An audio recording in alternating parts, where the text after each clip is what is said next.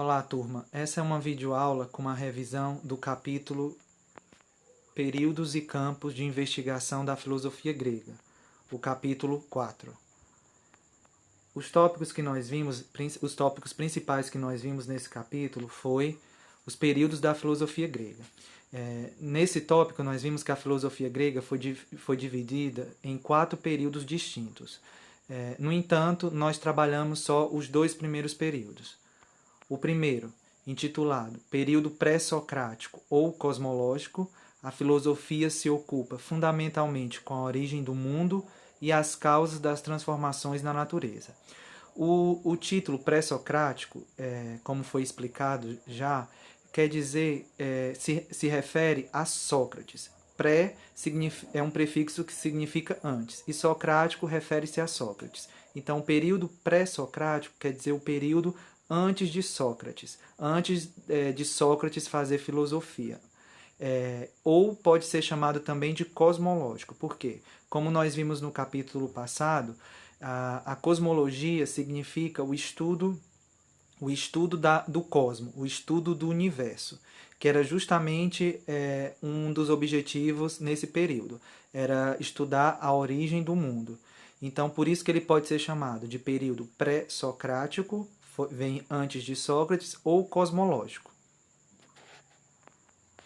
E aí eu coloquei nessa imagem alguns dos filósofos considerados pré-socráticos, os principais filósofos pré-socráticos.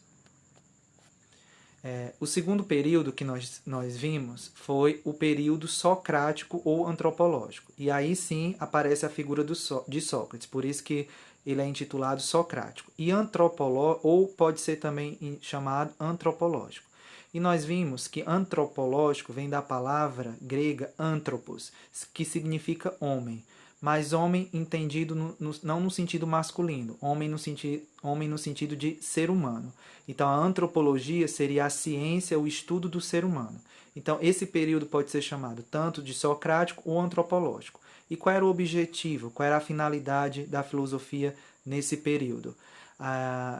Consta no livro a seguinte informação: a filosofia investiga as questões humanas, isto é, a ética, a política e as técnicas. Além disso, busca compreender qual é o lugar do ser humano no mundo. Então, por isso que esse período é intitulado de período socrático-antropológico, porque as questões principais desse período são as questões humanas. E aí tem uma escultura, uma estátua de Sócrates para representar esse período. O próximo tópico que nós vimos foi as principais características da filosofia pré-socrática ou cosmológica, que também pode ser chamada de cosmologia. E algumas das características foi a primeira, a explicação racional sobre a origem, a ordem e a transformação da natureza, incluindo os seres humanos. Então, os filósofos pré-socráticos queriam explicar, além da origem da natureza, as causas das transformações que ocorrem na natureza, incluindo os seres humanos, pois o ser humano faz parte da natureza. A segunda característica desse período, a busca do princípio natural, eterno e imperecível, gerador de todos os seres e de suas transformações. Ou seja, todas as coisas são geradas por um princípio natural eterno, chamado de physis.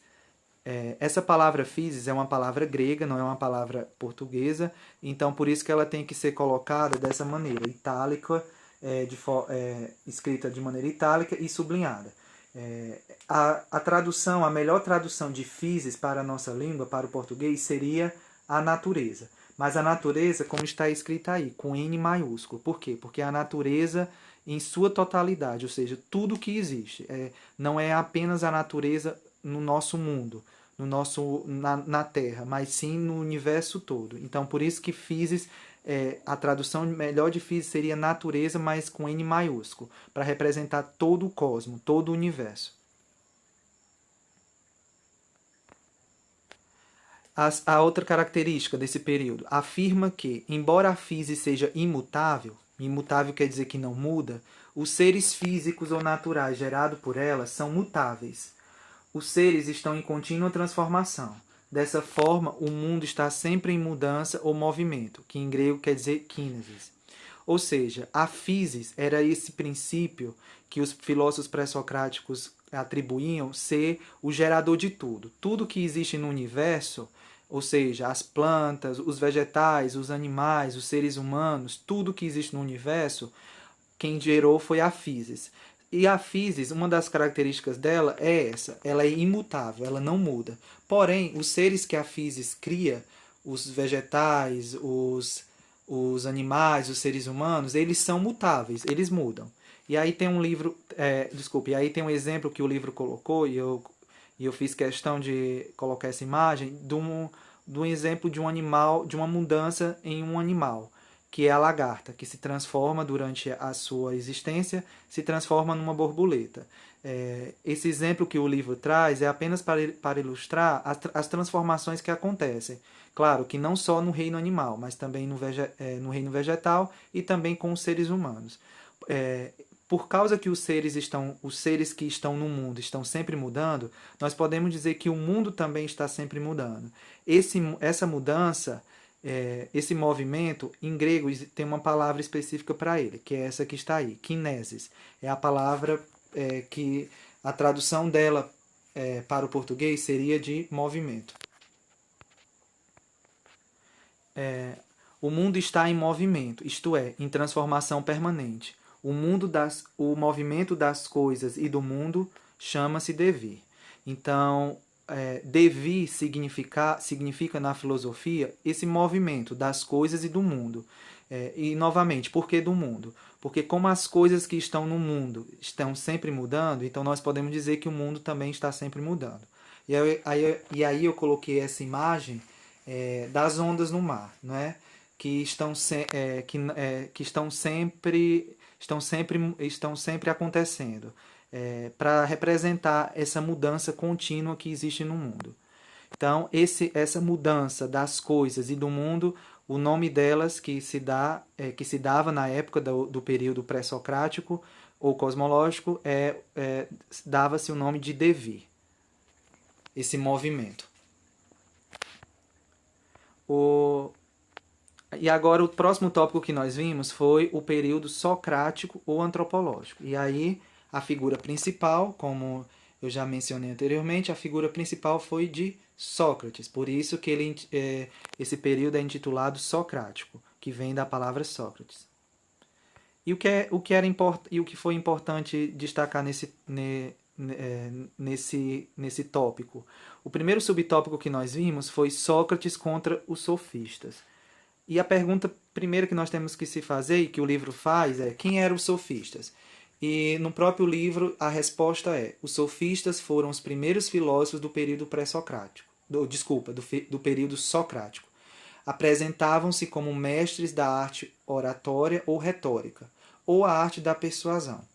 Eram capazes de ensinar essa arte aos jovens para que fossem bons cidadãos. Então, os sofistas se apresentavam como uma espécie de professores de oratória ou retórica, que oratória significa a arte de falar bem em público. Então eles se apresentavam como esses professores que, mediante apagamento, ensinava aos jovens a arte da oratória, também chamada de retórica.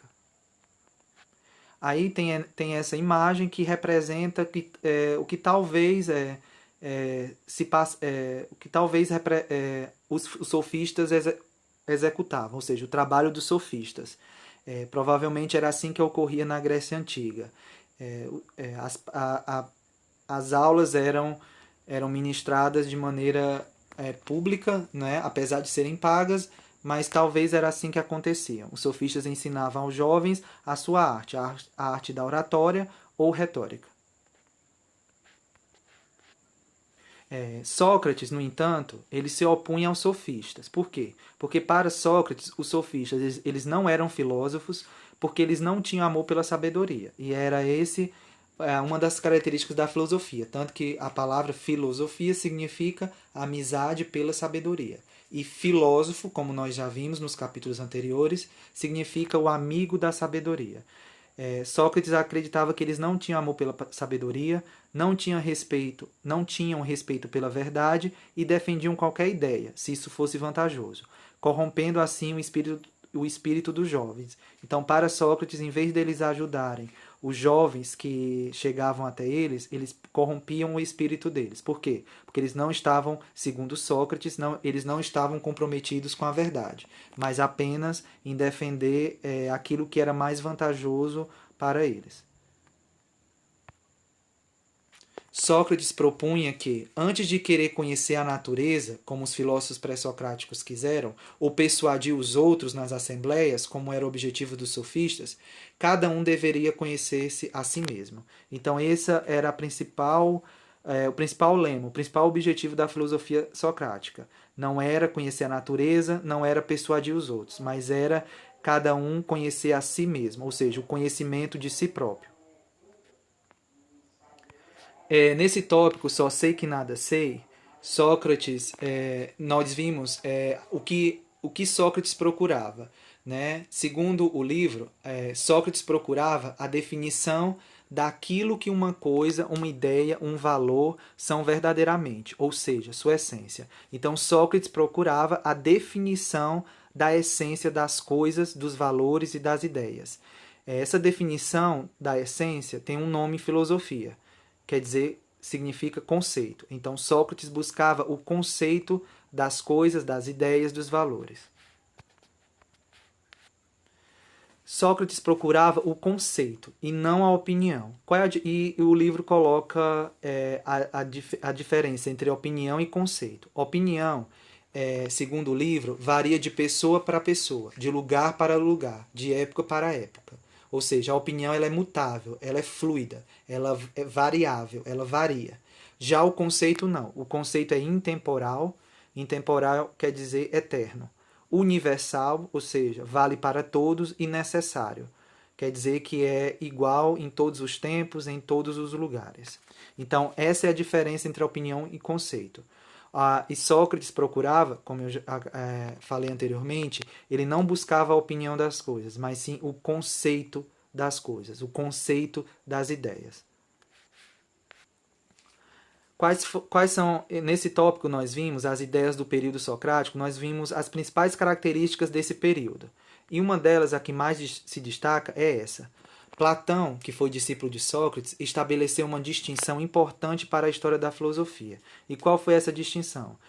Foi aquela entre sensível e inteligível. E nós vamos ver o que significa cada um.